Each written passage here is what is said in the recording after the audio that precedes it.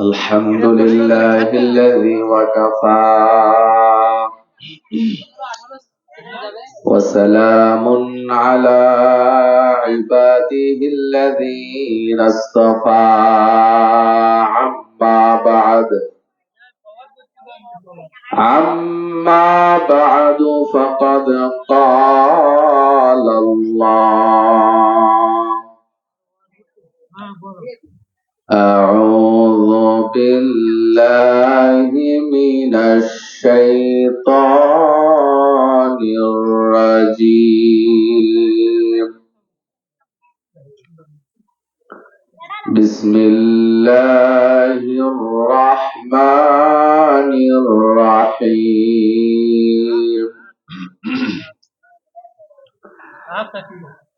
يا أيها الناس اعبدوا ربكم الذي خلقكم والذين من قبلكم لعلكم تتقون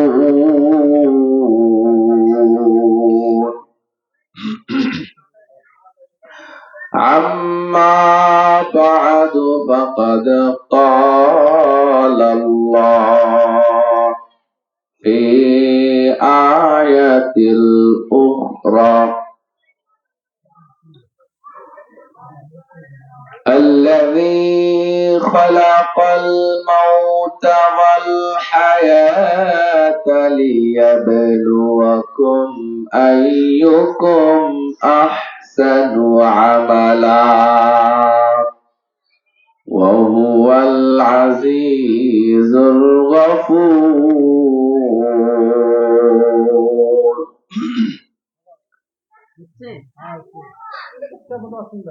قال رسول الله صلى الله عليه وسلم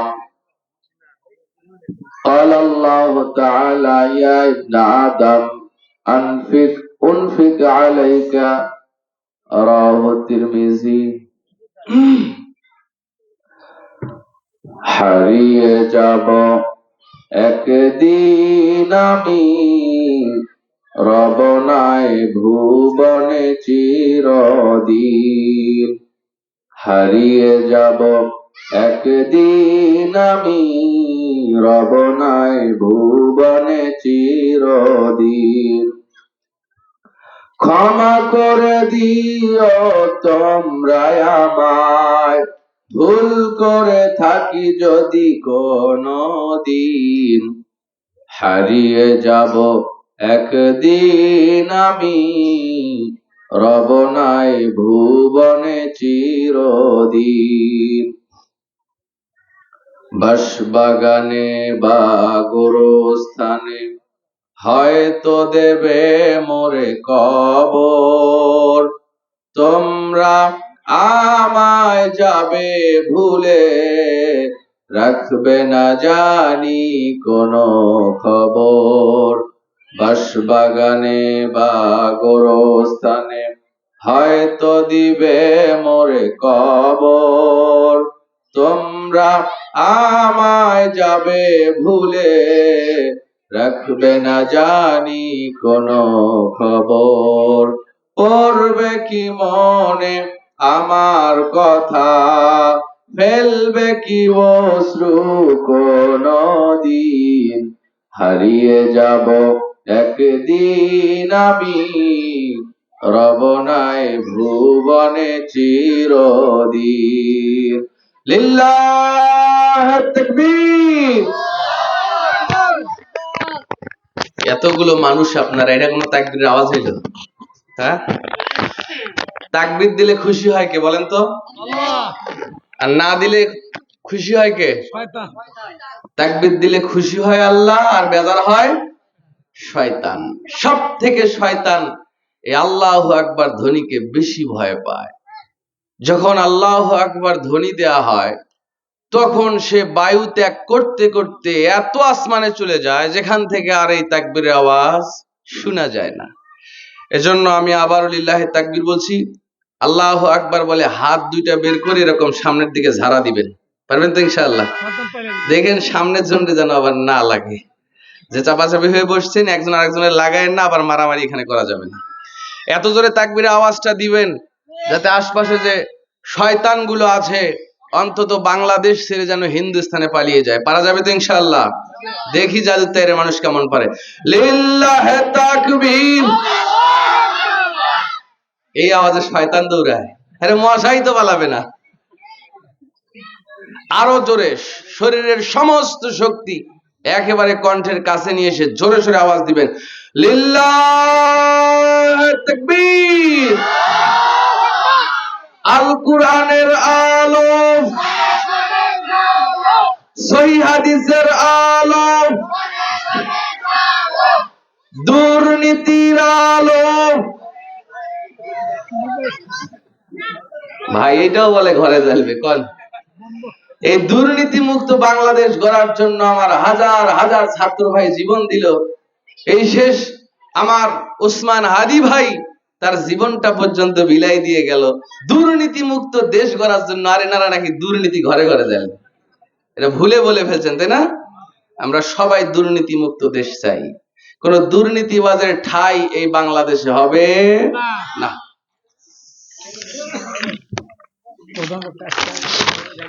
জাদুতাইর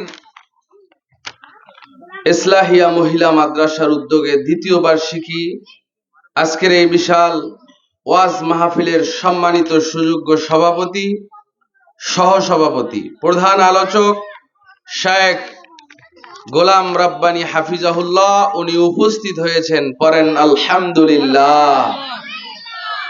যথাসময়ে ওনাকে স্টেজে দেওয়া হবে ইনশাআল্লাহ। উপস্থিত উলামায়ে ইকরাম, আমার সামনে বসে আছেন দূর দূরান্ত থেকে আগত সমাগত ভক্তিভাজন মুরব্বিয়ান, সমবয়সী বন্ধুবর্গ, পর্দার আড়ালে অবস্থান করছেন আবেদা সলেহা, সুশিক্ষিতা সম্মানিতা বহুগুণে গুণান্বিতা আমার পর্দানিশী মা ও বোনেরা, সকলের প্রতি আমার আরেকবার আন্তরিক সালাম। আসসালামু আলাইকুম ওয়া রাহমাতুল্লাহি ওয়া বারাকাতুহু। আপনারা সবাই কেমন আছেন? আলহামদুলিল্লাহ আলা কুল্লি হাল। আমিও ভালো আছি। শুরুতেই একটু ভলেন্টিয়ারি করে নেই। আশপাশে অনেক বাচ্চাদের আওয়াজ আসতেছে, স্টেজের পিছনেও কথা চলছে। বক্তৃতা চলাকালীন এভাবে কথা চলতে থাকলে আমরা বক্তৃতার পয়েন্ট হারায় ফেলবো। আর রেগুলেটরের ভাই যিনি আছেন, সাউন্ডটা একুরেট করে রেখে দেন, হাত দিবেন না। আর একবার বাড়াচ্ছেন কমাচ্ছেন এটা কইরেন না, যেমন আছে এমনই থাকে, আর হাত দেওয়ারই দরকার নেই। আশপাশে যারা ঘোরাঘুরি করছেন আর ভাবতেছেন আলোচনা একটু মজুক তারপরে যাব, আলোচনা অলরেডি মজে গেছে, আপনারা দ্রুত চলে আসবেন আমি আশা করছি। বাহিরে ঠান্ডা, ভিতরে কিন্তু ঠান্ডা নাই। ঠান্ডা লাগতেছে? বাহিরেই ঠান্ডা, ভিতরে ঠান্ডা নাই। প্রিয় ভাইয়েরা আপনারা চলে আসেন। না না, গরম পানি আছে। আমরা কোরআন এবং হাদিস থেকে গুরুত্বপূর্ণ কিছু আলোচনা রাখবো ইনশাআল্লাহ। আর ভূমিকা লম্বা নয়, সরাসরি আমরা আলোচনায় চলে যাচ্ছি। প্রিয় উপস্থিতি, আচ্ছা আমাকে একটা জবাব দেন, আমরা এই দুনিয়াতে যে এসেছি, আমরা কি আকাশ থেকে টুপ করে দুনিয়ায় পড়েছি? একটা মাধ্যমে, একটা সিস্টেমে দুনিয়াতে এসেছি, ঠিক কি না? মিশকাতুল মাসাবির শেষের দিকে হাদিস এসেছে, আল্লাহ সুবহানাহু ওয়া তাআলা সর্বপ্রথম আদম আলাইহিস সালাম হতে আমাদের রূহ সৃষ্টি করেছেন। সুবহানাল্লাহ বলেন। আদম আলাইহিস সালাতু ওয়াস সালামের বাম কাঁধ থেকে এবং ডান কাঁধ থেকে আমাদের রূহগুলো বেরিয়েছে। ডান কাঁধ থেকে যে রূহগুলো সেদিন বেরিয়েছে সব রূহগুলো হবে জান্নাতি, এবং বাম কাঁধ থেকে যে রূহগুলো বেরিয়েছে সব রূহগুলো হবে জাহান্নামী। আমরা দোয়া করছি আল্লাহ আমরা যেন আদম আলাইহিস সালামের ডান কাঁধের রূহদের অন্তর্ভুক্ত হই, পড়েন আমিন। তো সর্বপ্রথম আমাদের রূহ সৃষ্টি করে আল্লাহ সুবহানাহু ওয়া তাআলা আলামে আরওয়াতে রেখেছিল, মানে রূহ জগতে রেখে দিয়েছিল। আমরা সবাই রূহ জগতে ছিলাম। আমরা সবাই কোথায় ছিলাম? কিন্তু কি অবস্থায় ছিলাম আমাদের মনে আছে? নাই। ওইটা আমাদের স্মরণ শক্তি থেকে আল্লাহ মুছে দিয়েছেন। কিন্তু কিয়ামতের দিন ওইটা আবার আল্লাহ আমাদের স্মরণে দিয়ে দিবেন। তাহলে আমরা প্রথমে রূহ জগতে ছিলাম। কোথায় ছিলাম বলেন তো? সেখান থেকে আমরা আলামে আজজাম মানে মায়ের পেটে চলে আসলাম। অবিশ্বাস হয় কারো? সবাই আমরা মায়ের পেটে ছিলাম, কেহ 9 মাস, কেহ 10 মাস, 10 মাস 10 দিন ইত্যাদি ইত্যাদি। তো মায়ের পেট থেকেও আমরা আল্লাহ সুবহানাহু ওয়া তাআলা আমাদের সুস্থভাবে এই দুনিয়ার জগতে আলামে দুনিয়াতে পাঠিয়েছে বিধায় আজকে আমরা এই অবস্থায় আমি বলতে পারছি আর আপনারা শুনতে পাচ্ছেন। তাহলে দুনিয়াতে আসার আগে আমরা কয়টা জগৎ পার করে এসেছি? আপনারা আমার কথা মনে হয় বুঝতে পারছেন না, একটু জবাব দেন। কয়টা জগৎ পার করে এসেছি? জাদুর তাইরের মানুষ একটু জবাব দিবেন। আগের যে 2টা জগৎ আমরা পার করে আসলাম, বলেন এই রূহ জগতে এবং মায়ের পেটে আমাদের কোনো আমল করা লাগছে? যারা কথা বললেন না, আমল করে আসছেন নাকি? কোনো আমল করা লাগে নাই। বা আল্লাহ সুবহানাহু ওয়া তাআলা আমাদের উপরে কোনো আযাব বা গজব দিয়েছিল? সেটাও দেন নাই। প্রিয় উপস্থিতি, তাহলে 3য় নাম্বার সফর আমাদের দুনিয়ার জগৎ। দুনিয়ার জগৎ থেকে তো কেউ কোনোদিন যাবেন না, সবাই জাদুর তাইরে আজীবন থেকে যাবেন নাকি? এইটাও ছেড়ে আমাদের আলামে বারজাখ মানে কবরের জগতে যেতে হবে, ঠিক কিনা বলেন? আবার কবরের জগৎটাও অনন্তকাল থাকবে না। যেদিন কিয়ামত সংগঠিত হয়ে যাবে সেদিন কবর থেকে আবার আমাদের আখিরাত অর্থাৎ হাসরের ময়দানে উপস্থিত করা হবে। ওই জগৎটার নাম আলামে আখিরাত। আলামে আখিরাতটা আবার 2 ভাগে বিভক্ত, একটা জান্নাত একটা জাহান্নাম। হয় আমরা জান্নাতি হব নতুবা জাহান্নামী হবে, এর বাহিরে কোনো দল থাকবে। এখন পয়েন্টে আসেন। দুনিয়ার জগতে আসার পূর্বে আমাদের কোনো আমলও করা লাগে নাই, আল্লাহর ইবাদত বন্দেগীও করা লাগে নাই, বা আল্লাহ আমাদের কোনো শাস্তিও দেয় নাই। দুনিয়ার জগতের পরে গিয়া এই দুনিয়ার জগতের উপরে নির্ভর করবে আপনার পরবর্তী জগৎগুলো কেমন হবে। যদি দুনিয়ার জিন্দেগিটা আল্লাহর দেওয়া জিন্দেগি, আল্লাহর দেওয়া নিয়মে কাটাই দিতে পারেন, তাহলে পরবর্তী জিন্দেগিগুলা আপনার জন্য হবে সুখময়।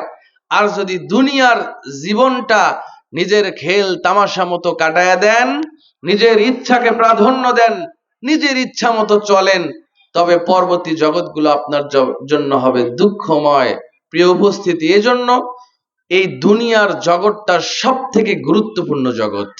তবে এই জগৎ থেকে কতদিনের হায়াত নিয়ে আসছি কারো জানা নাই। জীবন নিয়ে আসছি, মৃত্যু হয়ে কবরে যাব। মাঝখানে এই সময়টা আল্লাহ সুবহানাহু ওয়া তাআলা কি চান সে কথা আল্লাহ সুবহানাহু ওয়া তাআলা নিজেই ঘোষণা দিয়েছেন। পবিত্র কুরআনুল মাজিদের ৬৭তম সূরা সূরাতুল মুলক। কি নাম বললাম বলেন তো? সূরাতুল মুলক এর 2 নাম্বার আয়াত। আমার আল্লাহ বলেন, আউযু বিল্লাহি মিনাশ শাইতানির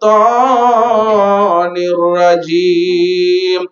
الذي خلق الموت والحياة ليبلوكم أيكم أحسن عملا وهو العزيز الغفور। আল্লাহ বলেন, আল্লাযী যিনি খলাকাল মাউতা ওয়াল হায়াতা, জীবন আর মরণ সৃষ্টি করেছেন, যিনি মৃত্যু আর জীবন দিয়া মানুষকে সৃষ্টি করেছেন। কেন সৃষ্টি করেছেন? লিয়াবলুয়াকুম আইয়ুকুম আহসানু আমালা। আল্লাহ দেখতে চায় আমলের দিক থেকে কে আমলের দিক থেকে শ্রেষ্ঠ, কার আমল ভালো। দুনিয়াতে কে কে কোন আমল করে মারা যায় এই পরীক্ষা নেওয়ার জন্যই জীবন আর মরণ দিয়া আল্লাহ পাঠিয়েছে। তাহলে বলেন, দুনিয়াতে জীবন নিয়ে এসেছি আর মৃত্যু হয়ে কবরে যাব, মাঝখানে আল্লাহ আমাদের এই হায়াতটা দিয়েছে কি করার জন্য? পরীক্ষা করার জন্য যে আমলের দিক থেকে কে শ্রেষ্ঠ, কে কোন আমল করে কবরে যায়, এইটা আল্লাহ দেখতে চান। প্রিয় উপস্থিতি, পবিত্র কুরআনুল মাজিদের সব থেকে বড় সূরা বলেন তো নাম কি? সূরাতুল, বলেন না সবাই, সূরাতুল বাকারা। সূরাতুল বাকারার 21 নম্বর আয়াতটা খোলেন। আমার আল্লাহ বলেন, ইয়া আইয়ুহান নাসু উবুদু রাব্বাকুমুল্লাযী খালাকাকুম ওয়াল্লাযীনা মিন ক্বাবলিকুম লাআল্লাকুম তাত্তাকুন। আল্লাহ বলেন, পৃথিবীর মানুষেরা, ও পৃথিবীর মানুষেরা, তোমরা আল্লাহর ইবাদত করো, যে রব তোমাদেরকে সৃষ্টি করেছেন। শুধু তোমাদেরকে নয়, তোমাদের পূর্বে যারা পৃথিবীতে ছিল, আদম থেকে শুরু করে নিয়া নবী মুহাম্মদ পর্যন্ত, দুনিয়ার শেষ দিন পর্যন্ত যত মানুষ পৃথিবীতে এসেছিল আর আসবে, সবাইকে যিনি সৃষ্টি করেছেন সেই রবের ইবাদত করো। কে বলেছেন? আল্লাহ বলেছেন। কাদেরকে বলেছেন? আমাদেরকে, মানুষদেরকে ঘোষণা দিয়ে বলেন যে রব তোমাদেরকে সৃষ্টি করেছেন সেই স্রষ্টারই ইবাদত করো। শুধু এখানে শেষ নয়, সূরাতুজ জারিয়া 56 নম্বর আয়াত আল্লাহ একেবারে উদ্দেশ্যই বলে দিলেন। আমার আল্লাহ বলেন, মা খালাকতুল জিন্না ওয়াল ইনসা ইল্লা লিয়াবুদুন। আল্লাহ বলেন, মানুষ এবং জিনকে আমি আল্লাহ সৃষ্টি করেছি শুধুমাত্র আমি আল্লাহর ইবাদতের জন্য। ভাইরা আমার, ও জাদুর তাইরের বাবারা, ও পর্দার আড়ালের মায়েরা, নিজের খেয়াল তামাশা মতো চলার জন্য নয়, মহান আল্লাহ আপনাকে আমাকে এমনি এমনি দুনিয়াতে পাঠান নাই। আল্লাহর উদ্দেশ্য হলো পৃথিবীর মানুষেরা তার গোলামি করবে, তার ইবাদত করবে, তারই জন্য জিন্দেগি তৈরি করবে। বর্তমান বাংলাদেশের মানুষ ছুটছে শুধু সম্পদের পিছনে, ছুটছে শুধু টাকার পিছনে, আল্লাহকে সময় দেওয়ার মতো সময় নাই। ঠিক কিনা বলেন? আল্লাহকে সময় দেওয়ার সময় আমাদের নাই। তাহলে শুনেন, আপনারা অন্যদিকে মনোযোগ দিচ্ছেন। আমি যে কথাগুলো বলছি একটু মনোযোগ দিয়ে শুনেন। আপনারা ধানের জমিতে ধান লাগান না? সবাই লাগান তো নাকি? এই এলাকা আমাদের উত্তরবঙ্গ ধানের বিখ্যাত। আপনি 1 বিঘা জমিতে ধান লাগিয়েছেন, কথার কথা উদাহরণ ধরে নেন, জমিতে ধান লাগিয়েছেন, ধানের গাছ যখন বড় হয়, ধানের চারার ভিতরে ঘাস হয় না, আগাছা হয় না? তো ঘাস নিড়ানি দেন না আপনারা? তো আপনার 1 বিঘা জমিতে ঘাস নিড়ানি দেওয়ার জন্য 5টা কামলা নিয়েছেন। কামলা চিনেন তো? আবার যারা কৃষক আছেন মাইন্ড করেন না, আমাদের ওইদিকে কামলা বলি, সহজ করে বলছি। 5 জন লোক নিয়েছেন। আচ্ছা আচ্ছা আচ্ছা, ভিতরে খুব একটা জায়গা নেই, বাবার একটু চেপে চেপে বসবেন, অপর ভাইদেরকে বসার জায়গা করে দিবেন। খুব ভিতরে জায়গা নাই, তারপরে যতটুকু চাপা যায় একটু চেপে বসবেন, একটু চেপে বসবেন। আর পিছনে যারা আসবে একটু মেহেরবানি করে ডানে বামে ভিতরে ঢুকে যান ইনশাআল্লাহ।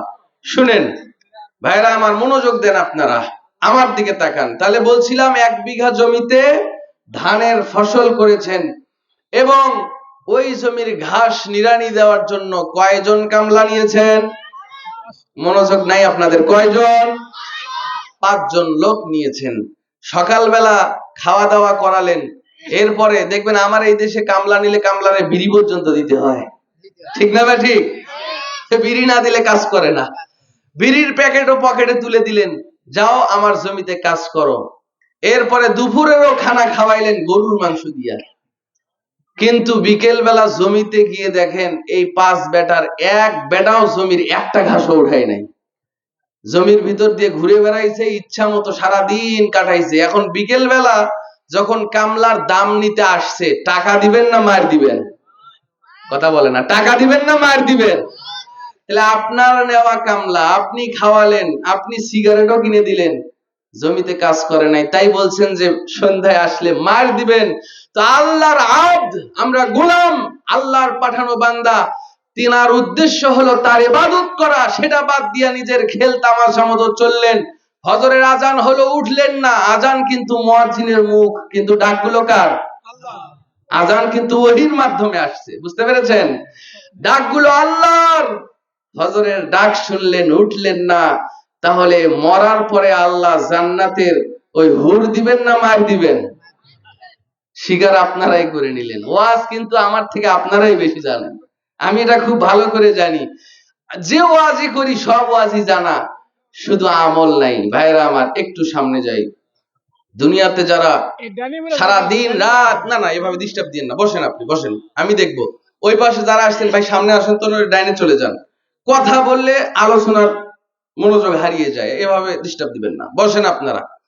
ওপর ভাই যারা পিছনে আসবেন ডাইনে বামে একটু জায়গা করে বসে নেবেন। ভাই ভিতরে প্রচুর জায়গা আছে, ভিতরে ঢুকে যান, ঢুকে যান, কেউ কথা বললেন না। শুনেন, নিজের খেল তামাশা মতো দুনিয়ার জিন্দেগি যদি পার করে দেন তাহলে কি হবে?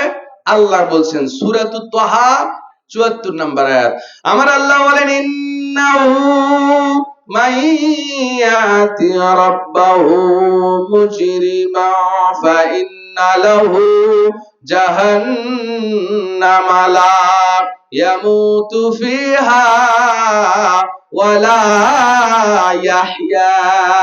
আল্লাহ বলে ইন্নাহু মাইয়াতি রাব্বাহু মুজরিমান, নিশ্চয় যে ব্যক্তি তার রবের কাছে মুজরিম অবস্থায় উপস্থিত হবে, অপরাধী অবস্থায়, পাপী অবস্থায়, পাপ নিয়া, গুনাহ নিয়া যারা তার রবের সামনে দাঁড়াবে, আল্লাহ বলেন ফাইন্না লাহু জাহান্নাম, তাদের জন্য রয়েছে জাহান্নাম, লা ইয়ামুতু ফিহা ওয়ালা ইয়াহইয়া।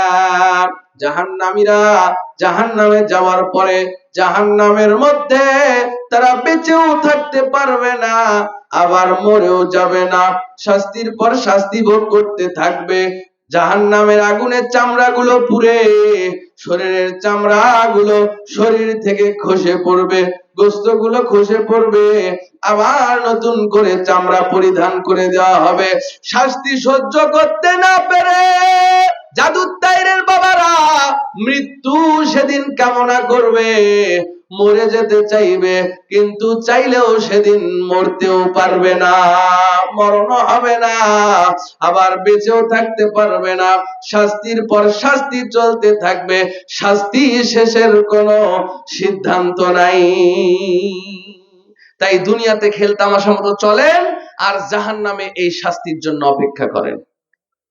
ভাইরা আমার, এজন্য নিজের ইচ্ছাকে প্রাধান্য দিয়া নয়, আমরা আল্লাহর গোলাম, আল্লাহর জন্য কাজ করব, ঠিক কিনা বলেন? আরে ইসলাম খুব সহজ, ইসলাম মানলে জীবন সহজ হয়ে যায়, ইসলাম না মানলেই জীবনটা কঠিন হয়ে যায়, বুঝতে পেরেছেন? ইসলাম খুব সহজ। 5 ওয়াক্ত নামাজে আজান হয়, ফজরের আজান হলো, জোহরের আজান হলো, আসরের আজান হলো, 5 ওয়াক্ত নামাজের আজানই কানে গেল, কিন্তু সময় পেলেন না, বলছে ধান মারা গাড়ির কাজ, এখনো গোসল করার তাল পাই নাই, কখন আবার জোহরের সালাত পড়ি, আছে না নাই? বলে মাগরিবের আজানের সময় হলো, দোকানদার সাহেব চলেন মাগরিবের সালাতটা পড়ে নেই। বলে মাগরিবের সময় কাস্টমারের ভিড় বেশি, মাগরিবের সালাত পড়ার বেটার টাইম নাই। নবী বলেন মাগরিবের সালাত ফরজ 3 রাকাত, আর সুন্নাত পড়তে হয় 2 রাকাত, কত হলো? 5 রাকাত। 5 রাকাত সালাত আমরা যেভাবে পড়ি 5 দুগুণে 10 মিনিটের বেশি লাগার কথা না, ঠিক কি না? 5 দুগুণে 10 মিনিটের বেশি সময় লাগার কথা না। 10টা মিনিট সময় আল্লাহকে দিতে পারলেন না, নবী বলেন তুমি এতটাই ব্যস্ত, তোমার দোকানদারির এতই ব্যস্ততা, তোমার সুন্নাত পড়ারও প্রয়োজন নাই। আল্লাহর ডাকে সাড়া দিয়া শুধু ফরজটা আদায় করে আবার তুমি দোকানে ফিরে যাও, ব্যবসায় ফিরে যাও, আল্লাহ কিয়ামতের দিন ধরবে না। সুবহানাল্লাহ বলতে পারলেন না? আবার আপনি সফরে আছেন, গাড়ির মধ্যে আছেন, লম্বা সফর, অনেক দূর যাইতে হবে, মনে করেন প্রোগ্রাম ধরা লাগবে, গাড়ির মধ্যে আছেন, এমন সময় জোহরের রক্ত হয়ে গেল। আল্লাহর নবী ইসলামটাকে কি সহজ করে দিয়েছেন দেখেন।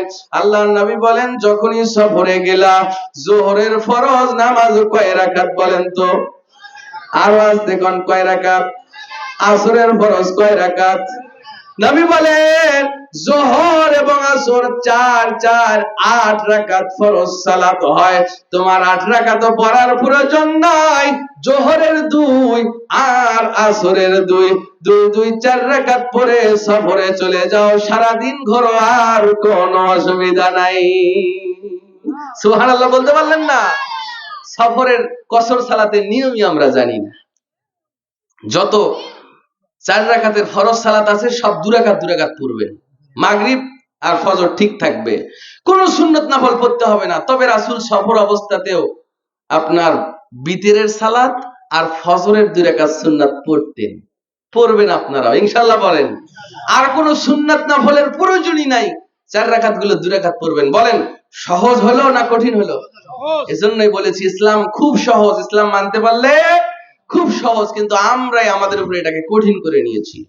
একটু আগে বলেছি কাজের চাপে সালাত পড়ার সময় নাই, বলছে যে শরীরটা আমার ভালো না, সারাদিন জমিতে ঘাস কেটেছি, জমির ধান কেটেছি, জমি নিড়ানি দিয়েছি, শরীরে কাদা লেগে আছে।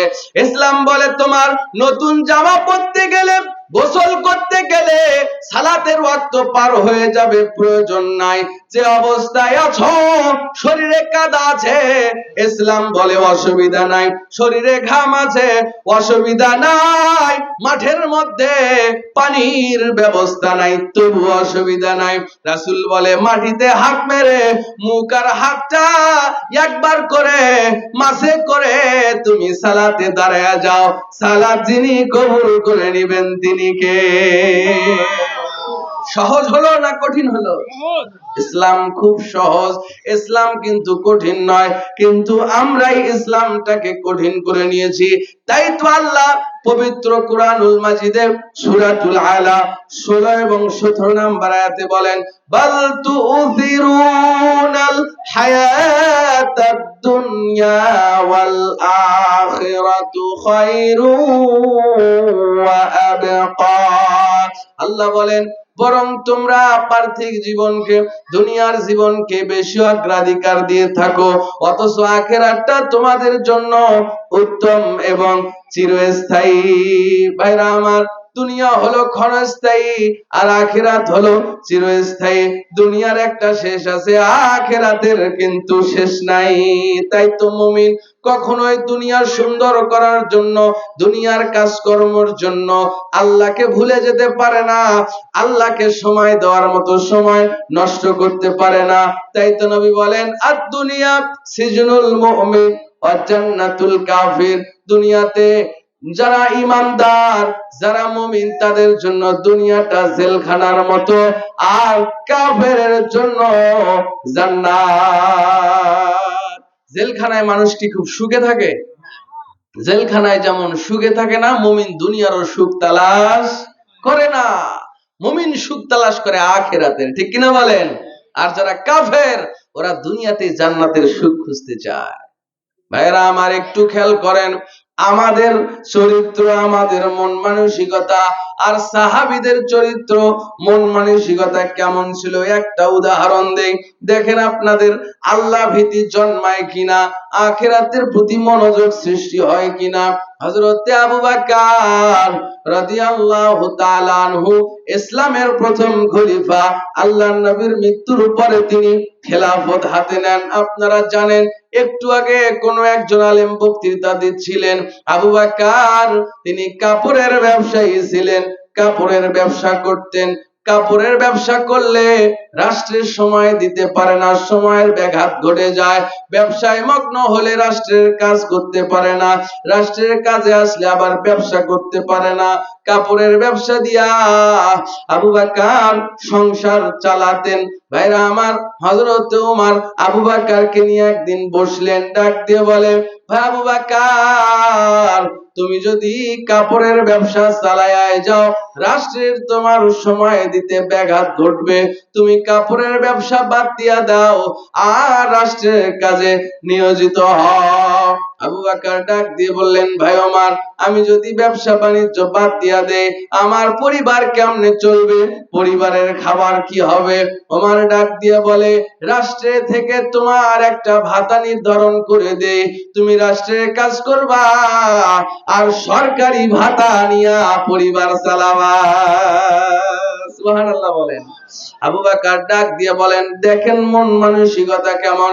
আবু বকর ডাক দিয়ে বলে, ওমর রে, এত বেশি ভাতা দিও না, যা আমার পরিবার চালাতে যতটুকু প্রয়োজন ততটুকুই আমার বেতন নির্ধারণ করো। সেই সময়ের মানুষেরা রুটি খাইতো রুটি। বাইতুল মাল থেকে আবু বকরের জন্য একটা আটার পরিমাণ নির্ধারণ করা হলো। এই পরিমাণ আটা নিয়ে গেলে প্রতিদিন আবু বকরের বাড়িতে 3 বেলা হয়ে যায়। ধরে নিলাম 1 কেজি করে দৈনন্দিন হযরত আবু বকর আটা নিয়ে বাড়িতে যায়। হায়রে আমার, দিন যায় রাত্রি যায় গো। হঠাৎ একদিন আবু বকরের স্ত্রী আবু বকরকে ডাক দিয়ে বলে, স্বামী গো, বহুদিন হয়ে গেল শুকনা রুটি খাই, আমার বড্ড মন চায়, একটু মিষ্টি দিয়া আমরা এই আটার রুটিগুলা আমরা একটু মিষ্টি দিয়া খাবো, আমার জন্য একটু মিষ্টির ব্যবস্থা করেন। আবু বকর ডাক দিয়ে বলে, বিবি শোনো, তুমি তো জানো ব্যবসা বাণিজ্য বন্ধ করে আমি রাষ্ট্রের কাজে সময় দিতেছি, আমার কাছে টাকা পয়সা নাই, রাষ্ট্র থেকে যে পরিমাণ আটা পাই তা দিয়া আমার পরিবার কোন রকম চলে, তোমার মিষ্টি খাওয়ার আবদার পূরণ করা হবে না। এবার দিন যায় রাত্রি যায়, আবু বকরের স্ত্রী চিন্তা করে, না না, স্বামীর দ্বারা কাজ হবে না, যা করার আমাকেই করা লাগবে। আজও দেখবেন স্ত্রীরা স্বামীর কাছে কোনো আবদার করে না পেলে ডিম বিক্রি করা টাকা ঘোড়া পর্যন্ত বিক্রি করে, আছে না নাই? ওইটাও বিক্রি করে টাকা জমায়া জমায়া শখ পূরণ করে, ঠিক কিনা বলেন? ভাইরা আমার, আবু বকরের স্ত্রী চিন্তা করলেন, মিষ্টি খাবোই খাবো, তবে স্বামী আপনি না দিলে কি হবে, আমি ব্যবস্থা করব। ভাইরা আমার, প্রতিদিন আবু বকরের স্ত্রী যখন আটা নিয়া রুটি তৈরি করে গো, যতগুলা আটা রুটি তৈরির জন্য নেয়, সেখান থেকে 1 মুষ্টি করে আটা তুলে তুলে একটা বয়ামে ভরতে লাগলো। আজও দেখবেন আমার অনেক মায়েরা ওইটাকে মুষ্টির চাল বলি আমরা, চাল যখন ওই ধুইতে যায় তখন 1 মুষ্টি করে চাল উঠায় রাখে, আছে না নাই? এবার আবু বকরের স্ত্রী প্রত্যেকদিন 1 মুষ্টি করে আটা নিয়া জমাইতে লাগলো। দিন যায় রাত্রি যায়, অনেক দিন যখন অতিবাহিত হয়ে গেল, মায়েরা বোনেরা কানটা খাড়া করেন, ও জাদুত্তাইরের বাবারা এবার কানটা খাড়া করেন। হঠাৎ একদিন আবু বকরের স্ত্রী 1 গামলা ভর্তি, একটা বল ভর্তি আটা নিয়ে এসে আবু বকরকে দিয়ে বললেন, স্বামী গো, এগুলো বাজারে নিয়ে যান, বিক্রয় করে আমার জন্য মিষ্টি ক্রয় করে নিয়ে আসেন। আবু বকর ডাক দিয়া কয়, বিবি রে, এই আটা কোথায় পেলে? এই আটা তুমি কোথায় পেলে বলো, আমি রাষ্ট্র থেকে যা প্রতিদিন আটা আনি তা তো আমাদের প্রতিদিনই খরচ হয়ে যায়, খেয়ে শেষ করে ফেলি, এই আটা তুমি কোথায় পেলে বলো। বিবি ডাক দিয়া কয়, স্বামী গো, দৈনন্দিন আমি আমার আটা থেকে 1 মুষ্টি করে আটা উঠায়া রাখতাম, এভাবে জমায়া জমায়া 1 গামলা ভর্তি আটা হয়ে গেছে। আবু বকর ডাক দিয়া বলে, সর্বনাশ, এই আটা বিক্রয় করে তোমার জন্য মিষ্টি আনতে পারবো না, সর্বনাশ, দৈনন্দিন আমি বাইতুল মাল থেকে 1 মুষ্টি করে আটা বেশি এনেছি। আটার গামলা মাথায় নিয়া একটা দৌড় দিয়া বাইতুল মালে গিয়ে আটাগুলো ফেরত দিলেন। হযরতে আবু বকর এবার ওমরের বাড়িতে গিয়া ডাক দিয়া কয়, ভাই ওমর রে, যে পরিমাণ আটা আমার জন্য তুমি নির্ধারণ করেছো বেতন হিসাবে, আগামী কাল থেকে সেখান থেকে 1 মুষ্টি করে আটা কমায়া দিবা, কারণ 1 মুষ্টি আটা কম দিলেও আমার পরিবার চলতে পারে। আপনি বুঝতে পেরেছেন ঘটনা কি ঘটে গেছে? তার মানে আরো 1 মুষ্টি আটা যদি কমও নেই, আমার পরিবার চলবে, 1 মুষ্টি আটা আগামীকাল থেকে কমায়া দিও। সুবহানাল্লাহ বলতে পারলেন না? ভাইরা আমার, কি ইতিহাস! তারা রেখে গেছে। তারা দুনিয়াকে প্রাধান্য দেয় নাই, আখিরাতকে প্রাধান্য দিয়েছে। আর আমরা দুনিয়ার জন্য আখিরাতকে বিক্রি করে দেই, ঠিক কিনা বলেন ভাইরা আমার? অথচ সাহাবীরা এমন ছিলেন না। আল্লাহর নবী পৃথিবীর শ্রেষ্ঠ মানুষ, তিনি শুধু মানুষেরই নবী নন, যত সৃষ্টি আছে তিনি নাবিদেরও নাবি। আল্লাহু আকবার। পৃথিবীর শ্রেষ্ঠ মানুষের জীবনী পড়লে আপনি অবাক হয়ে যাবেন। একদিন আবু বকরের সামনে, সহিহ হাদিস শোনেন, একদিন আবু বকরের সামনে, আস্তাগফিরুল্লাহ, একদিন আবু হুরায়রার সামনে একটা ছাগলের বাচ্চা ভুনা করা, ছাগলের বাচ্চার ভুনা গোশত এনে আবু বকরকে দেওয়া হলো। ভাই আবু বকর, এই গোশতগুলো আপনি খান, এই তৃপ্তি সহকারে এই ছাগলের গোশত ভুনা আপনি খান, আপনার জন্য এটা হাদিয়া স্বরূপ। সঙ্গে সঙ্গে আবু বকর, সঙ্গে সঙ্গে হযরতে আবু হুরায়রা গোশতের বাটি ফিরাইয়া দিলেন আর বললেন, শোনো, আমার নবী দিনের পর দিন, মাসের পর মাস খাদ্যহীনা ক্ষুধা নিয়ে কাটায়া দিয়েছে, পেটে খাবার নাই, চুলায় আগুন নাই, আল্লাহর নবী কোনদিন তৃপ্তি সহকারে খানা খায় নাই। সেই নবী সাহাবী হয়ে আমি এই খাবার, এই গোশত ভুনা পেট ভর্তি করে কখনোই খাবো না। আল্লাহু আকবার। ভাইরা আমার, একটু চেপে আসেন তো দেখি। এই যে সামনের গ্যাপ পূরণ করে নেন, পিছনে ভাইরা দাঁড়ায় আছে, একটু চেপে আসেন ভাই, মেহেরবানি করে, মুরব্বী বাবা একটু চাপেন তো দেখি, সামনে গ্যাপ পূরণ করেন, পিছনে বাবাদেরকে একটু বসার সুযোগ দেন। আর ভলান্টিয়ার ভাই যারা আছেন, প্রয়োজনে ওই তাঁবুটা খুলে দেন তো, ওইটা খুলে দেন, ওইদিকে আরো জায়গা করে দেন। ভাইরা আমার, আপনারা এখানে আসেন, ওই দিক দিয়ে এখানে আসেন, সামনে জায়গা আছে, ভিতরে একটু ঢুকে যান, প্রয়োজনে ওই কাপড়টা খুলে দেওয়ার ব্যবস্থা করেন, অনেক লোকজন আসতেছে। ভাইরা আমার, এই যে দেখেন, এই বাম পাশে এখানে ফাঁকা আছে, আসেন।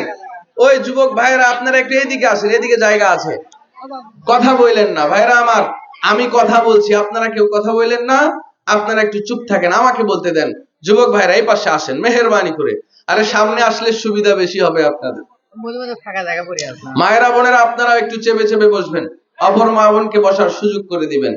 এইদিকে অনেক জায়গা আছে, আসেন একটু সামনের দিকে আসেন, কেউ কথা বলেন না। তাকবীর দেন, লিল্লাহে তাকবীর, লিল্লাহে তাকবীর।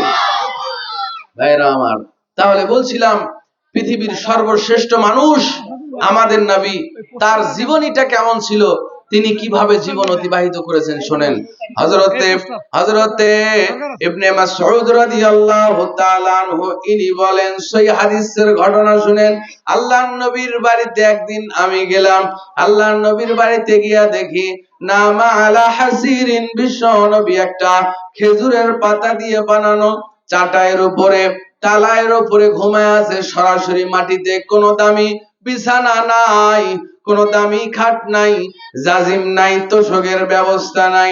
নবী আমার সরাসরি টালায়ের উপরে ঘুমায় আছে। ঘুম থেকে যখন জাগলেন, বিশ্ব নবীর পিঠের দিকে তাকায় দেখি টালায়ের দাগগুলা আমার নবীর পিঠের মধ্যে পড়ে গেছে। সাহাবীদের মায়া হলো, আহারে পৃথিবীর শ্রেষ্ঠ মানুষ, নবীদেরও নবী, যিনি মহামানব, কিয়ামতের দিন, যেদিন নবীরাও আল্লাহর সঙ্গে কথা বলার সাহস করবে না একমাত্র আমার নবী ছাড়া। এত দামি মানুষ, যার সম্মান সবখানে, তিনি সামান্য চাটাইয়ের উপরে ঘুমায়, সহ্য হয় না। সাহাবীগণ ডাক দিয়ে বলেন, নবী গো, আপনি যদি অনুমতি দেন, আপনার জন্য আমরা একখানা নরম বিছানার ব্যবস্থা করে দিতে চাই। আল্লাহর নবী বললেন, সাহাবীরা শোনো, তোমরা আমার জন্য নরম বিছানার ব্যবস্থা করতে চাও, শোনো শোনো, আমি তো দুনিয়াতে আসছি ওই মুসাফিরের মতো, যে রাস্তা দিয়া চলতে চলতে সামান্য সময়ের জন্য কোন একটা গাছের নিচে ছায়ায় দাঁড়ায়, কিছুক্ষণ পর ওই ছায়া ছেড়ে দিয়া আবার চলতে আরম্ভ করে দেয়। আমি তো দুনিয়াতে আসছি ওই মুসাফিরের মতো, এই সামান্য ছোট্ট সফরের জায়গায় আমার নরম বিছানার প্রয়োজন নাই, প্রয়োজন নাই। আহারে, অথচ আমার নবী যদি চাইতেন, পৃথিবীর সবচাইতে ধনী মানুষটা তিনি হতে পারতেন, ঠিক কিনা বলেন? আপনারা জানেন, আল্লাহর নবীর স্ত্রী খাদিজাতুল কুবরা রাদিয়াল্লাহু তাআলা আনহা, তার এত সম্পদ ছিল, এত সম্পদ ছিল, তার পরপর কয়েকটা স্বামী মারা যায় এবং সেই স্বামীদের সম্পদের মালিক তিনি হন। রাসূলের সঙ্গে বিবাহ হলো, আল্লাহর নবীর জন্য সব উৎসর্গ করে দিলেন। ওই সময় মক্কার সবচাইতে ধনী মহিলাটার সব সম্পদের মালিক আল্লাহর নবী হলেন এবং নবী আমার সব সম্পদ আল্লাহ রাস্তায় দান করতে করতে করতে করতে শেষে খাদিজাতুল কুবরা যখন মারা যান, কাফনের কাপড় দেওয়ার মতো আর কাপড় নাই। বুঝতে পেরেছেন? আল্লাহর নবী এমন ছিলেন, তেনার নিকটে অনেক দূর দূর থেকে হাদিয়া আসতো, উটের পিঠ ভর্তি হাদিয়া আসতো। আল্লাহর নবী সন্ধ্যা হওয়ার আগে ওটা মানুষের মাঝে বিলায়া দিয়া খালি হাত নিয়ে বাড়িতে ফিরতেন। আর আমাদের নেতা নেত্রীরা কোনো বাজেট আসলে আগে নিজের পকেট ভরায়, জনগণ পর্যন্ত পৌঁছেই না। ঠিক কিনা বলেন? আপনার দিকে রেশনের কার্ড পাওয়া যায়, ওই যে অল্প টাকায় মসুরের ডাল, তারপরে চিনি, তেল এগুলো বিক্রি করে পিসিবি না। শুনেন, এগুলোর হকদার গরিব মানুষেরা। জাদুর তাইরের যেই মানুষটা এটার হকদার, সেই মানুষগুলা এই কার্ড পায় না। এই কার্ড সব দখল করে আছে বড় লোকেরা, যাদের এগুলোর প্রয়োজনই নাই। ঠিক কিনা বলেন? কোথায় আছেন আপনি? বাংলাদেশের অবস্থা সম্পর্কে আপনাদের ধারণাই নাই। আল্লাহর নবী বলেন, শোনো, আব্দুল্লাহ ইবনে ওমর রাদিয়াল্লাহু তাআলা আনহুর কাঁধে এরকম হাত রেখে বলছিলেন, হে আব্দুল্লাহ, কুন ফিদ দুনিয়া কান্নাকা গরীব আও আবিরুস সাবিল, দুনিয়াটা এমন ভাবে পার করে দাও যেন তুমি একজন অপরিচিত মানুষ, একজন অভাবী গরিব মানুষ, আও আবিরুস সাবিল, অথবা চলন্ত পথিক, মুসাফির। দুনিয়াটা থাকার জায়গা নয়, সফরের জায়গা। অল্প সময় এসেছি, সফর শেষে চলে যাব। মাঝখান থেকে কিছু আমল করে যেতে পারলে পরকালে কাজে লাগবে। ঠিক কিনা বলেন?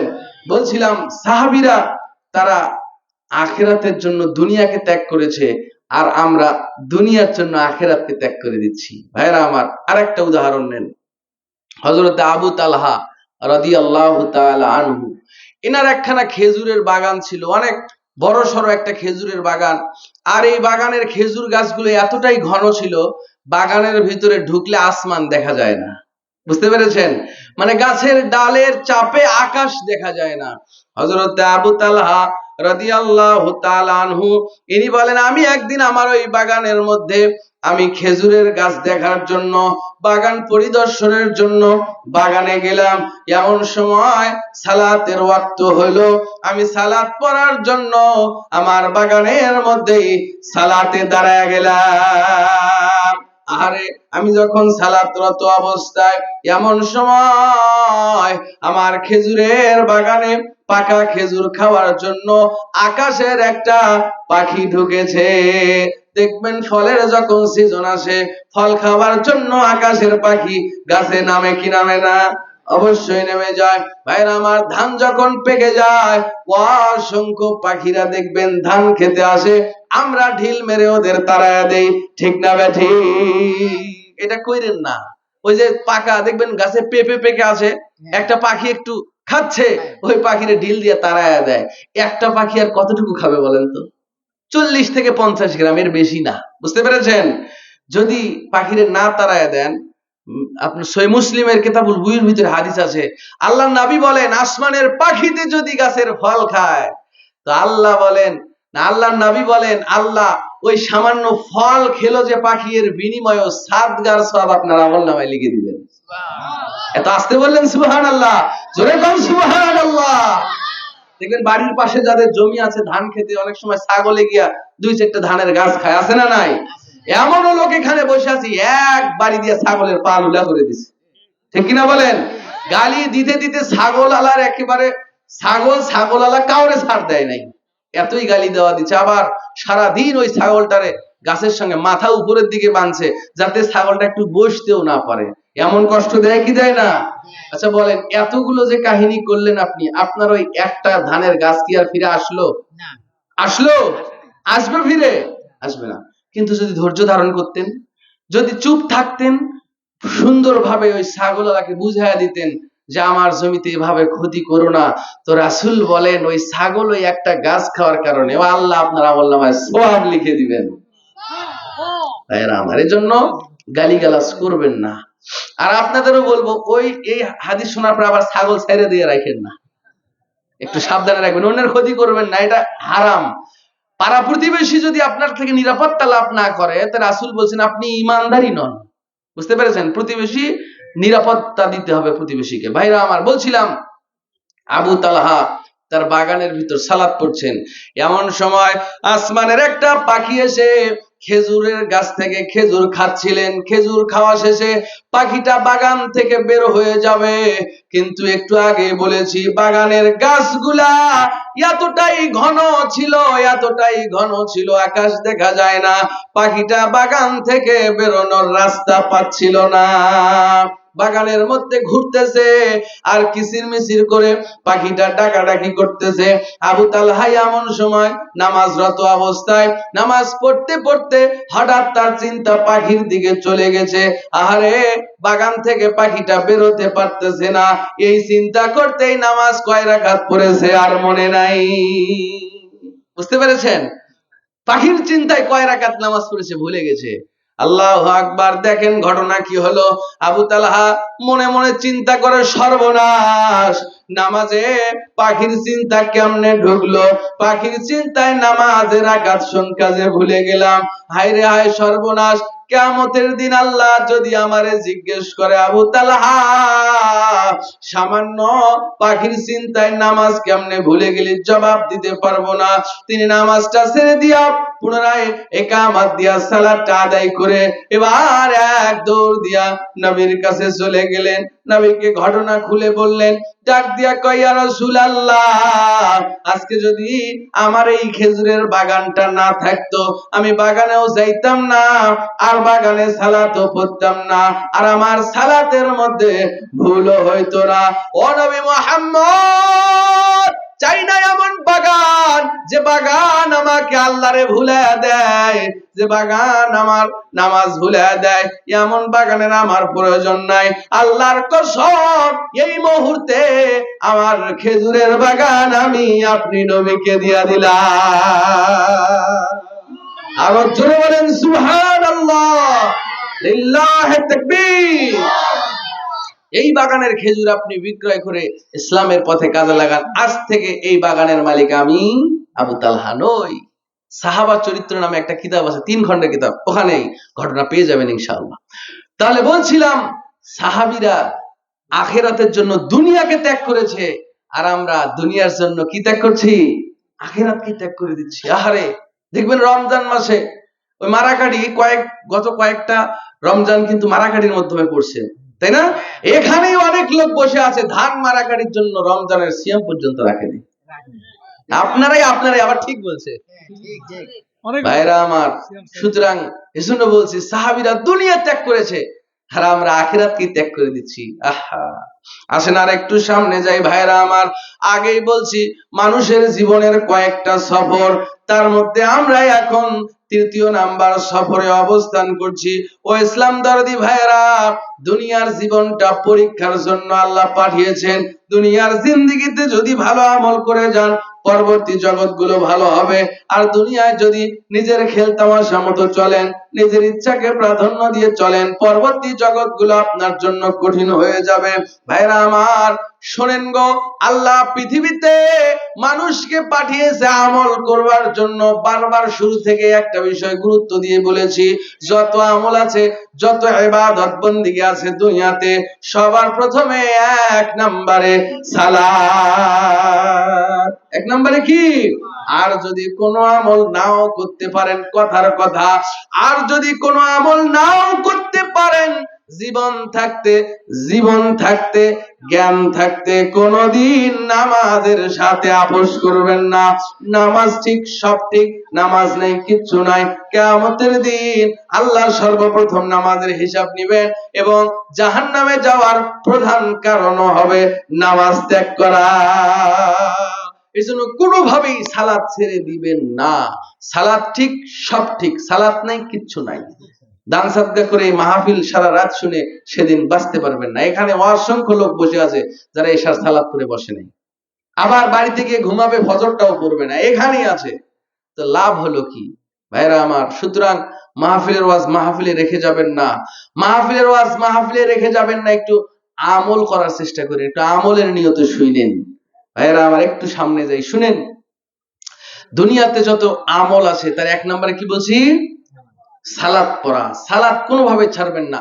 আরেকটা আমল বলি, যে আমলটা মানুষ মরার পরেও করতে চাবে, মরার পরও আল্লাহরে বলবে, আল্লাহ আর একটা বার দুনিয়াতে সুযোগ দেন, এই আমলটা করে আসি। সে আমলটা কি? আল্লাহ পাক নিজেই বলেন, দেখেন পবিত্র কোরআনের সব থেকে বড় সূরা সূরাতুল বাকারা 254 নম্বর আয়াত। আমার আল্লাহ বলেন, ইয়া আইয়ুহাল্লাযীনা আমানু আনফিকু মিম্মা রাযাকনাকুম মিন ক্বাবলি আন ইয়াতিয়া ইয়াউমুল লা বাইউন ফীহি ওয়ালা খুল্লাতুন ওয়ালা শাফাআ।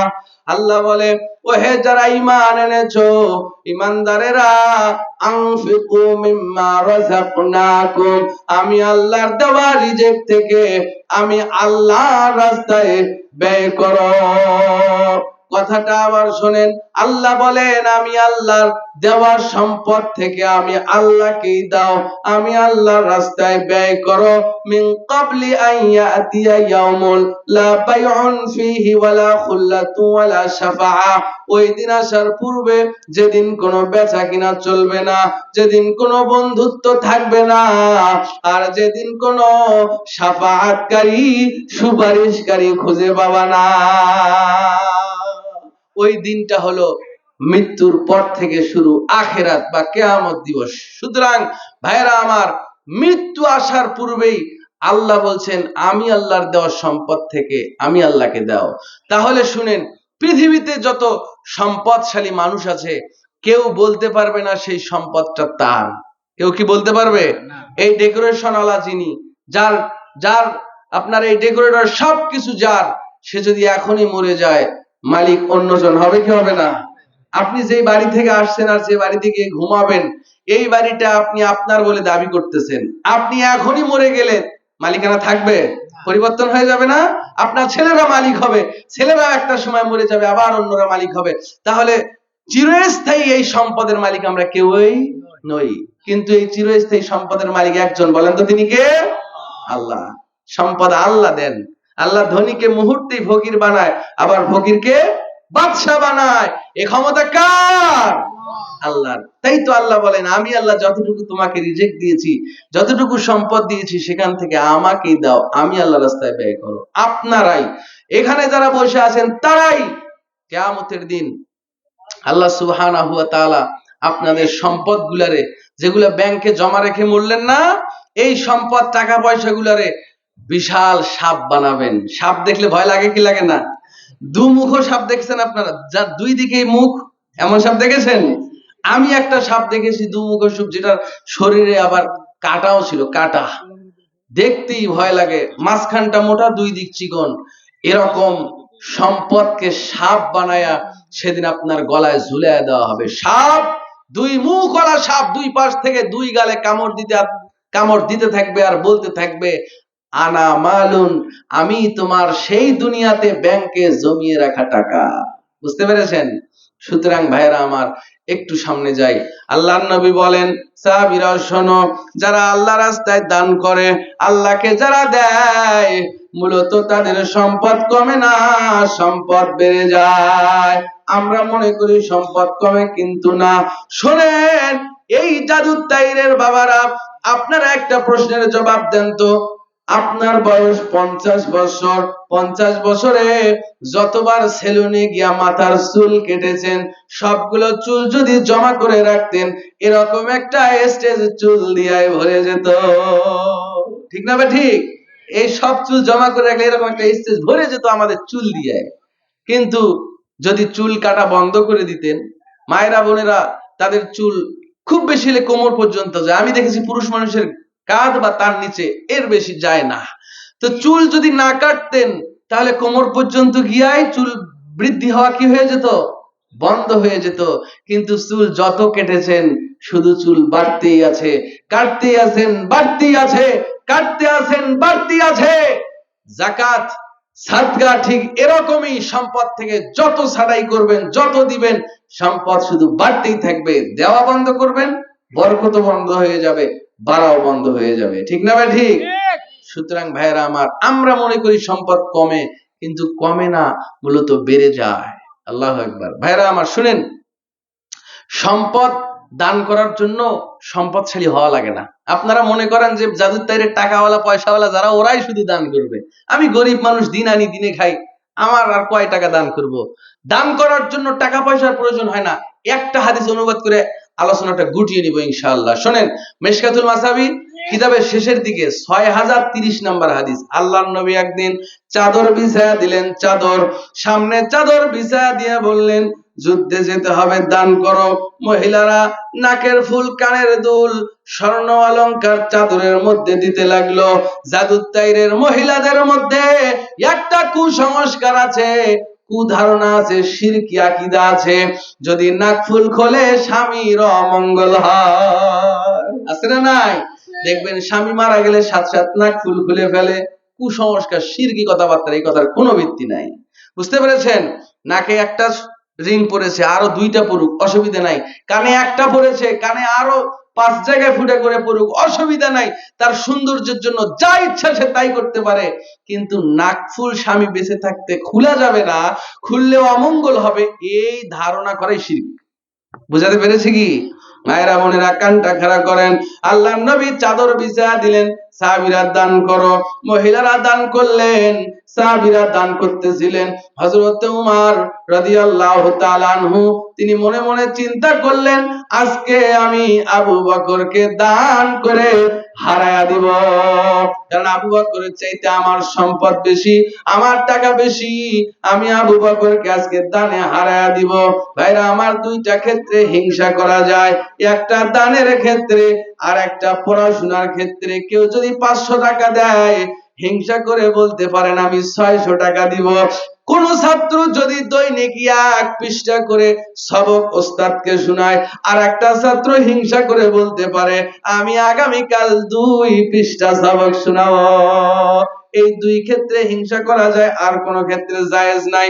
হযরত ওমর চিন্তা করে আজকে আবু বকরকে দান করে হারায়া দিব। বাড়িতে গেলেন, বাড়িতে যাওয়ার পরে টাকা পয়সা, সম্পদ, খাদ্যদ্রব্য যা ছিল টোপলা করে নিয়ে এসে বিশ্ব নবীর সামনে এবার চাদরের মধ্যে দিলেন। আল্লাহর নবী ডাক দিয়া কয়, ওমর রে, কতটুকু সম্পদ আল্লাহর রাস্তায় দান করলে, আর কতটুকু পরিবারের জন্য বাড়িতে রেখে আসলে বলো।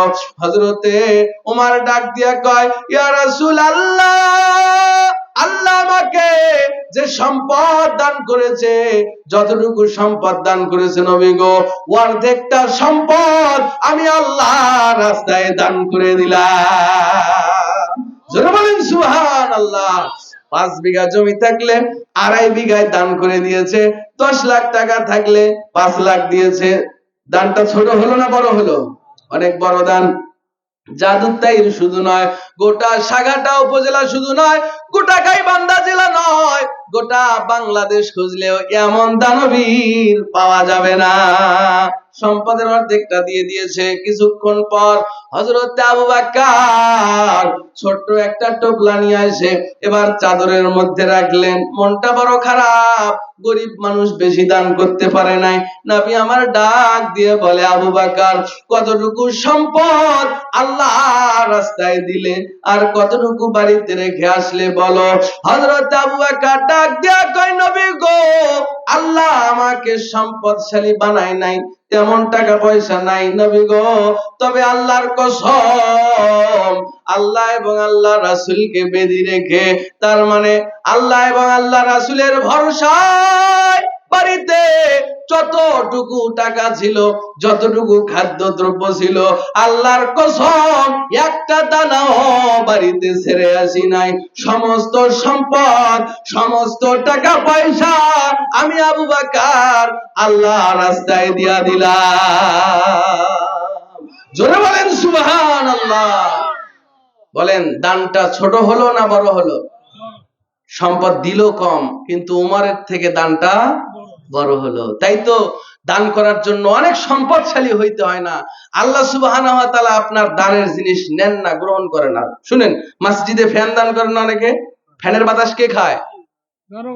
আপনারাই খান।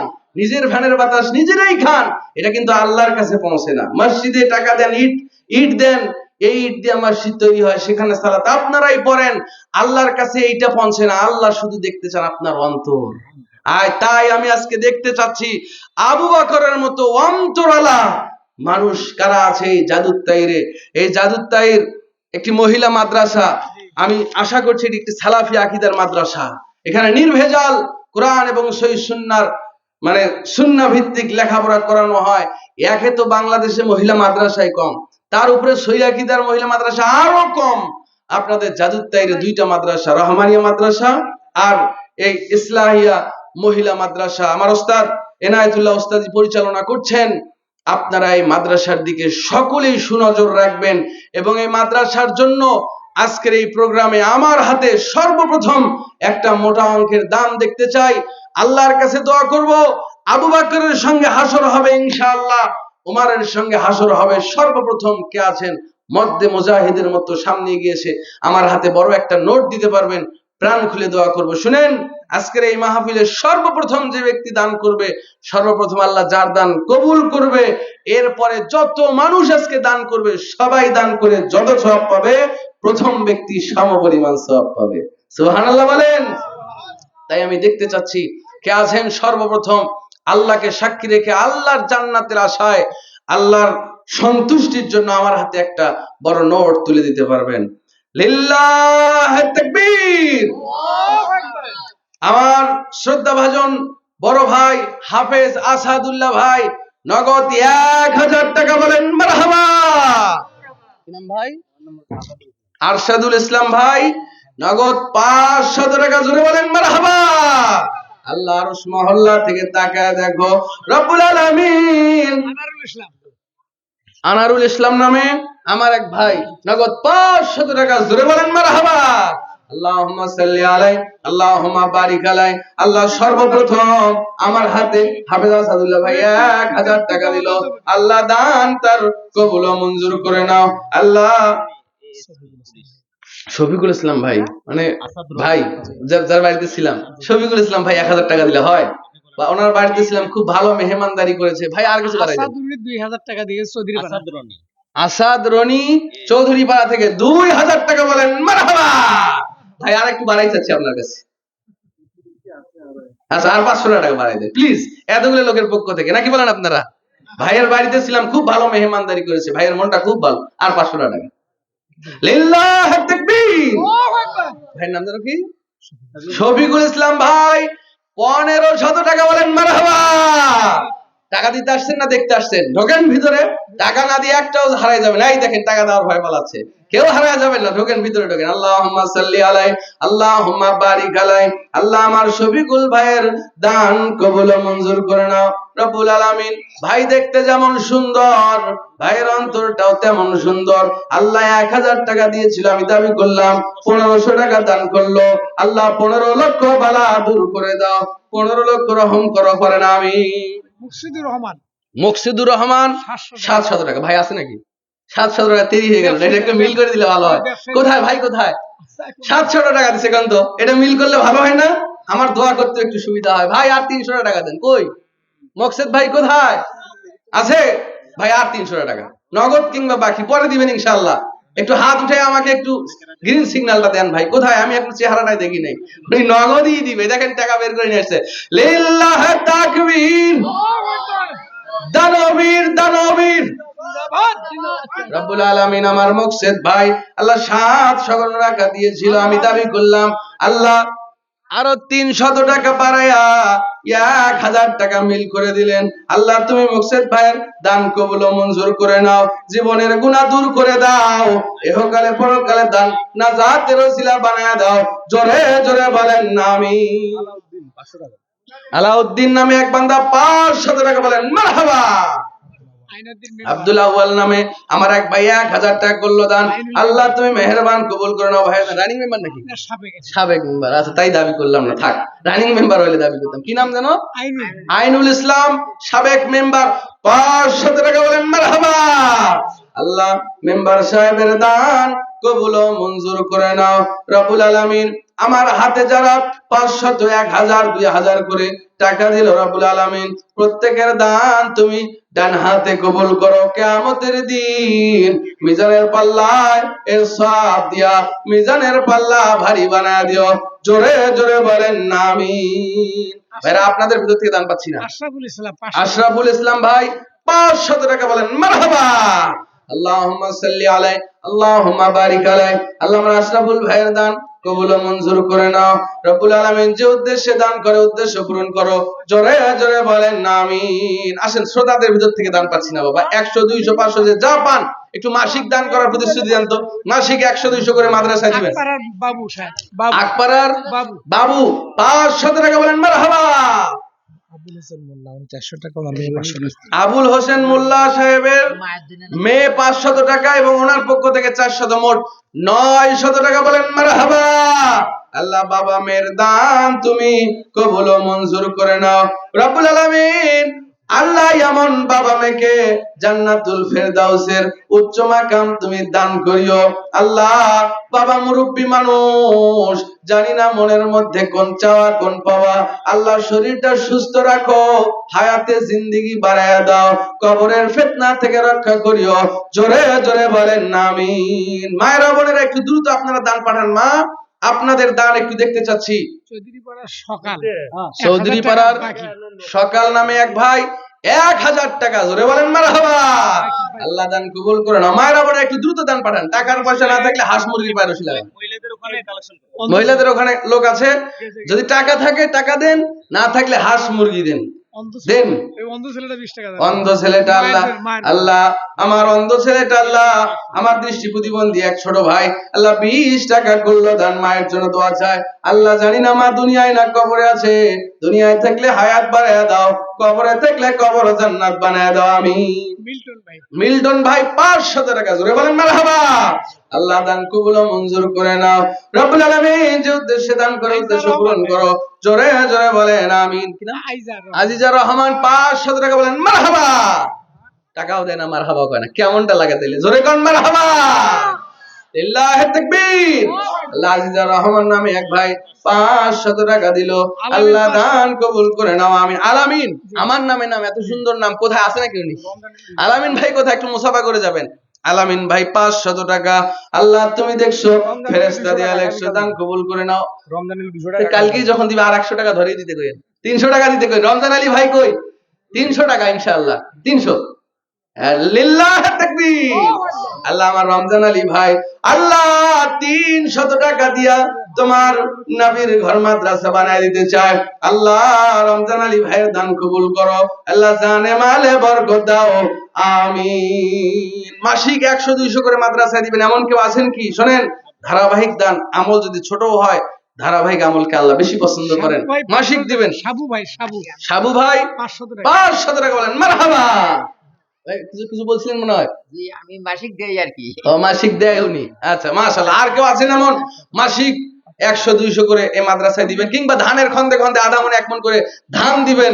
আল্লাহ দেখতেছেন, আল্লাহর খুশির জন্য, আর কারো জন্য নয়। একটু হাত তুলে দেখাবেন আমাকে যে 100 বা 200 করে মাসিক দিব। মিনহাজুল নামে আমার এক ভাই কসকসে একটা 500 টাকার নোট দিল। আল্লাহ আমার ভাইয়ের দান কবুল করো, জানে মালে বরকত দাও আমিন। কি নাম? সাকিব নামে ছোট্ট একটা বাচ্চা 50 টাকা করলো দান। আল্লাহ তুমি মেহেরবান কবুল করে নাও। আমার আব্দুল ভাই 400 টাকা। ভাই খুব চালাক মানুষ, বলে সামনে গেলে আর 100 ধরেই নিবে, এজন্য সাইড থেকে দিছে। আব্দুল ভাইয়ের দান কবুল করে নাও। আল্লাহ 400 বালা দূর করো, 400 রহম করো। জোরে বলেন আমিন। সাজু প্রফেসর মানে 500 টাকা দিতে হয়, পড়ে আছে। আচ্ছা আচ্ছা আচ্ছা। আল্লাহুম্মা সাল্লি আলাইহি আল্লাহুম্মা বারিক আলাইহি। আল্লাহ সাজু প্রফেসর 500 টাকা দিলেন। আল্লাহ অসুস্থ মানুষ সুস্থতা দান করে দাও, জানে মালে বরকত দাও আমিন। ইব্রাহিম নামে এক ভাই অ্যাডভোকেট শরীফুল ইসলাম সর্দার 1000 টাকা, ওনার মা কিছুদিন আগে মারা গেছে, দোয়া চাইছে। অ্যাডভোকেট শরীফুল ইসলাম সর্দার 1000 টাকা, জোরে বলেন মারহাবা। মায়ের জন্য দোয়া চেয়েছে, মা মারা গেছে। আল্লাহ মায়ের কবরের সওয়াব পৌঁছায়া দিয়া মায়ের কবর জান্নাত বানায়া দাও, জোরে কোন আমিন। রিপন ভাই নগদ 500 আর বাকি 500, মোট 1000 টাকা বলেন মারহাবা। আল্লাহ আমার রিপন ভাই 1000 টাকা করলো দান। আল্লাহ তুমি মেহেরবান কবুল করে নাও রিপন ভাইয়ের দান কর আমিন। আতিয়ার নামে এক ভাই 500 টাকা। আল্লাহুম্মা সাল্লি আলাই। না, আপনাদের ভিতর থেকে দান পাইতেছি না বাবা, কি ব্যাপার, আপনারা রাগ করছেন নাকি? রাগ করেন না, যে যা পারেন একটু দেন। আচ্ছা আচ্ছা, দেখছেন শফিকুল ভাই, লিল্লাহি তাকবীর। আল্লাহ আমার শফিকুল ভাইকে আবু বকরের সঙ্গী হিসাবে কিয়ামতের মাঠে উঠায়, জোরে কোন আমিন। 500 দিতে চাইছিল না, দেন, নগদ দিয়ে দিছে। আল্লাহুম্মা সাল্লি আলাই, আল্লাহুম্মা বারিক আলাই। আল্লাহ আমার শফিকুল ভাইয়ের দান কবুল ও মঞ্জুর করে নাও। আল্লাহ আমি জানি না শ্রোতাদের মধ্য থেকে আল্লাহ কারা দান করবে আর করবে না, আল্লাহ সকলের দান করার অন্তর তৈরি করে দাও, কোরআনের জন্য অন্তরটা নরম করে দাও রব্বুল আলামিন। তোমার নবী তো বলেছে একটা খেজুর দানের সওয়াবেও জাহান্নামের আগুন নিবে, একটা খেজুর দান করলেও জাহান্নামের আগুন নিবে যায়। আপনাদের কি 10টা টাকা দান করার মতো সামর্থ্য নাই? যে যা আছে পকেটে দেন, না এনে থাকলে একটু প্রতিশ্রুতি দেন। এই এলাকায় প্রচুর ধান হয়, আধা মণ 1 মণ করে একটু ধান দেওয়ার প্রতিশ্রুতি দেন। কার মা বলছেন যেন ভুলে গেছি, মুকুল সাহেবের মা। মুকুল সাহেবের মা 100 টাকা, এমদাদুল সাহেবের স্ত্রী আরো 100 টাকা। আল্লাহুম্মা সাল্লি আলাই, আল্লাহুম্মা বারিক আলাই।